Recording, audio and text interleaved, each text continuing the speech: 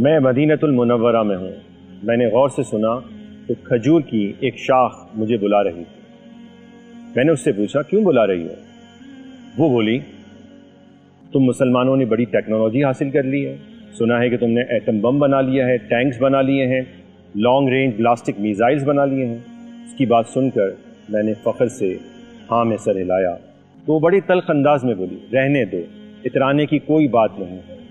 تم مسلمانوں کی ٹیکنالوجی اسلام کے کس کام آ رہی ہے؟ 1.5 ارب مسلمان، 50 سے زائد اسلامی ممالک، آئل ریزروز، ایگریکلچر، اللہ کی بے شمار نعمتیں، لیکن تمہیں اپنی ذلت کا اندازہ ہے؟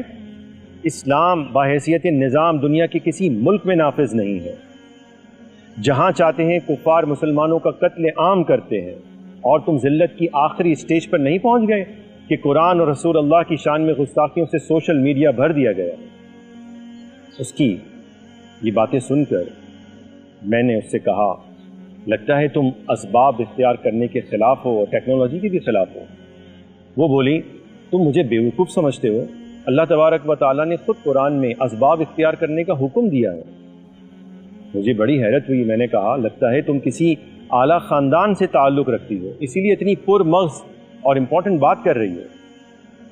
اس نے ایک ٹھنڈی آہ بھری اور بولی احد کی جنگ اپنے عروج پر تھی. حضرت عبداللہ بن جہش بڑی بہادری سے لڑ رہے تھے. لڑتے لڑتے ان کی تلوار ٹوٹ گئی. وہ پریشان ہوئے، دوڑ کر نبی پاک علیہ الصلوۃ والسلام کی بارگاہ میں گئے. اس وقت مسلمانوں کے پاس کوئی بڑا اسلحہ خانہ تو تھا نہیں جو ایک نئی تلوار نکال کر دی جاتی. حضور علیہ الصلوۃ والسلام نے کھجور کی ایک سوکھی شاخ ان کے ہاتھ میں تھما دی اور فرمایا یہ ہے تمہاری تلوار، لڑو اس سے. اس سچے مسلمان نے کوئی سوال جواب نہیں کیا، ہاتھ میں شاخ تھامی، اسے لہرایا، اللہ کے حکم سے وہ تلوار بن گئی. اسی سے وہ آخری دم تک لڑتے رہے اور شہید ہو گئے. ان کی شہادت کے بعد وہ تلوار تبرکاً نسلاً بعد نسل آگے بڑھتی رہی.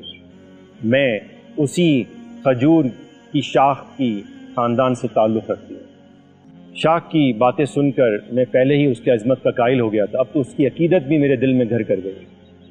میں نے بھی ایک ٹھنڈی آہ بھری اور کہا افسوس آج ہم میں رسول اللہ صلی اللہ علیہ وسلم نہیں ہے، اور اللہ کی مدد بھی مسلمانوں کے لیے اب کیوں نہیں آتی؟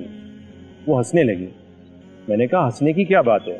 اس نے کہا تم بے وقوف لگتے ہو، تمہیں نہیں معلوم کہ مسلمان اب حزب اللہ چھوڑ چکے ہیں، وہ اللہ کی فوج کا حصہ ہی نہیں ہے، اللہ ان کی مدد کیوں کرے گا؟ کہنے لگی تمہیں معلوم ہے عبداللہ بن جہش کے لیے کھجور کی شاخ تلوار کیوں بن گئی؟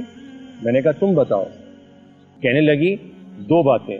ایک تو یہ کہ وہ اللہ کی رضا کے لیے طاقت اور جنگ رکھتے تھے، اگر وہ لڑتے تھے اللہ کی رضا کے لیے لڑتے تھے. تم اپنی نفسانی خواہش کی رضا کے لیے لڑتے ہو اور طاقت رکھتے ہو.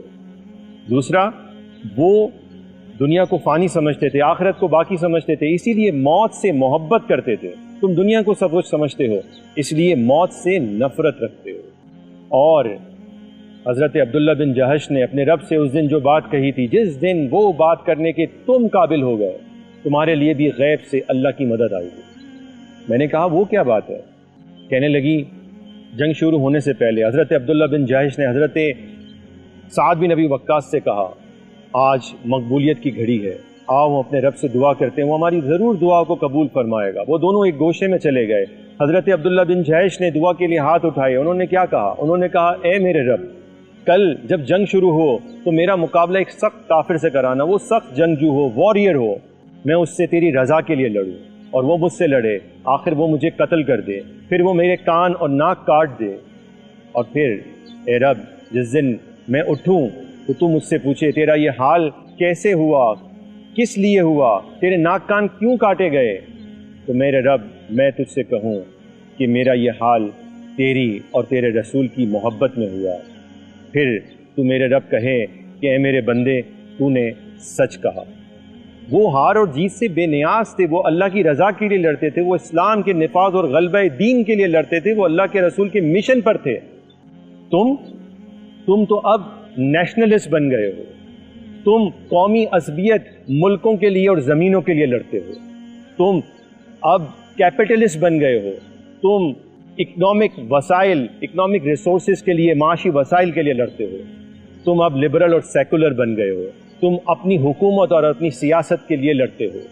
وہ اللہ کی رضا اور دین اسلام کے لیے لڑتے تھے، اس لیے ان کی مدد آتی تھی، تمہارے لیے مدد کیوں آئے؟ کیا آج تم دیکھتے ہو کافروں کا بھی یہی مقصد نہیں ہے؟ جب کافروں کا اور تمہارا مقصد ایک ہی ہے تو تمہارے لیے ہی کیوں اللہ کی مدد آئے گی؟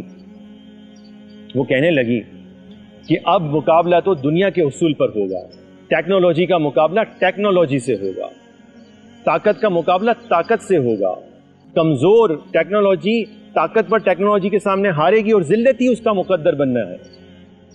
پھر کہنے لگی کہ میں کہتی ہوں تم ٹیکنالوجی ضرور حاصل کرو، لیکن اللہ کی رضا اور رسول اللہ کے مشن کی خاطر پھر تمہاری کم اور تھوڑی ٹیکنالوجی بھی اللہ تعالیٰ غالب کر دے گا، جیسے اللہ نے بدر میں تھوڑے مسلمانوں کو زیادہ کافروں پر غالب کر دیا تھا، اور پھر مجھ جیسی سوکھی شاخ بھی تمہارے لیے تلوار بن جائے گی۔